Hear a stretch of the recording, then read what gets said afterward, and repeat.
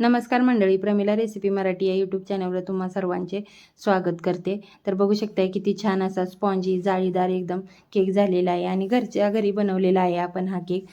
तर त्यासाठी इथं मी 2 ओरिओ बिस्किटचे पुडे घेतलेले आहेत आणि ते बिस्किटे फोडून घेतलेले आहेत. ते एका ताटामध्ये बिस्किटे काढून घेतलेले आहेत. नंतर ही रेसिपी मी अगदी साध्या आणि सोप्या पद्धतीने तुमच्यासोबत शेअर केलेली आहे, त्यामुळे व्हिडिओ शेवटपर्यंत नक्की बघा, स्किप करू नका. आणि ही बिस्किटे एका ताटामध्ये काढून घेतलेले आहे. नंतर त्याच्या जी आतली क्रीम असते ती सुरीच्या साहाय्याने एका वाटीमध्ये काढून घेतलेली आहे. ह्या क्रीमचा काय उपयोग होणार आहे ते तुम्हाला पुढे व्हिडिओ बघितल्यावर समजेलच. आणि एका वाटीमध्ये काढून घेतलेले आहे. नंतर जी बिस्किटं काढून घेतलेली होती ती त्याचे मी तुकडे करून घेतलेले. जरी तुम्ही अख्खी जरी मिक्सरच्या भांड्यामध्ये बारीक करून घेतली तरी पण चालू शकते. आणि हा व्हिडिओ तुम्ही कोणत्या गावातून किंवा शहरातून पाहताय मला नक्की कमेंट करून सांगा, म्हणजे मला पण कळेल की हा व्हिडिओ कुठपर्यंत पोहोचलेला आहे. नंतर जी बिस्किटाचे तुकडे होते ते मिक्सरच्या भांड्यामध्ये टाकून घेतलेले, साखर टाकून घेतलेली आहे आणि मिक्सरला बारीक अशी पावडर करून घेतलेली आहे बिस्किटांची. बघू शकता एकदम स्मूथ अशी पावडर करून घेतलेली आहे.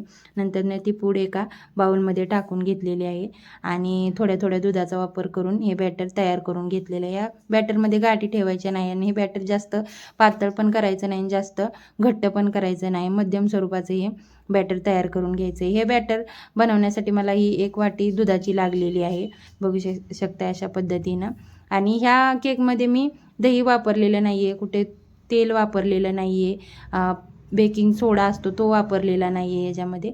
अशा पद्धतीनं मी हा केक बनवलेला. नंतर ते एका टोपाला ज्यामध्ये केक बेक करणार आहे त्या टोपाला तेल लावून घेतलेलं. तेलाच्याऐवजी तुम्ही तुपाचा वापर केला तरी पण चालू शकते. मैदा भरभरून घेतलेला आहे, टोपाला सगळीकडून लावून घेतलेलं आहे, असं कोट करून घेतलेलं. नंतर कढई प्रीहीट करायला ठेवलेली आहे, त्याच्यामध्ये स्टँड टाकून घेतलेलं आणि झाकण ठेवून एक 10 मिनटं कढई प्रीहीट होऊन दिलेली आहे. नंतर जे बॅटर तयार करून घेतलं होतं त्याच्यामध्ये इनो टाकून घेतलेलं आहे आणि वरून दूध टाकून घेतलेलं आहे ॲक्टिवेट होण्यासाठी.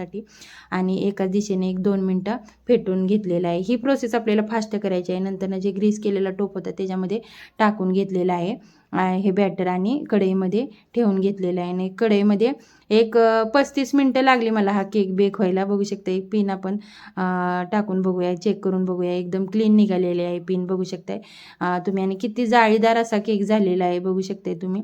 मला हा केक कसा वाटला तुम्हाला एक छानशी कमेंट करून सांगा, म्हणजे मला नवनवीन रेसिपी बनवायला अजून प्रोत्साहन मिळेल.